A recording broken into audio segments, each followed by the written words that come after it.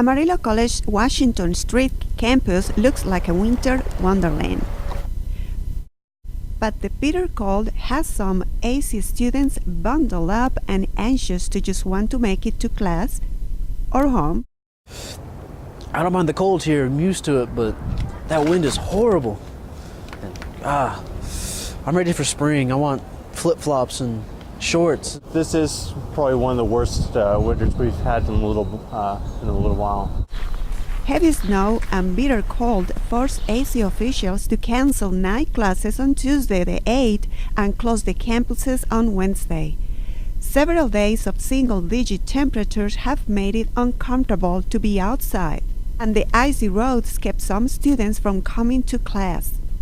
Last Tuesday I didn't come to school because I looked on the road conditions and it said that there was blowing wind and that it was really dangerous to travel. Others say they wish classes were canceled more often. Well, if it is really bad tomorrow, I really hope classes would be canceled. The cold even caused a power outage on the Washington Street and Polk Street campuses. The XL power substation on Pierce Street went offline, which caused an immediate cascading loss of power throughout the greater Amarillo area from as far east as Grand Street to as far west as Georgia Street and south to Interstate 27, which directly impacted the Washington Street campus. We lost power almost immediately. The next day, a water pipe burst in the new Jones Hall and caused some flooding.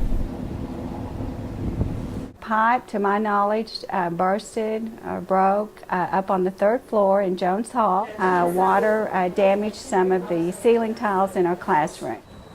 But despite the challenging conditions, students have maintained a good attitude. I'm mostly just having to wake up a little bit earlier than normal to warm up the car and get it to class on time. It's a little harder getting here, but other than that, I mean, it's just, I guess it seems more just being cautious getting. And when I came in for my night class, my students still had on their big winter coats, and it was really cold in the building.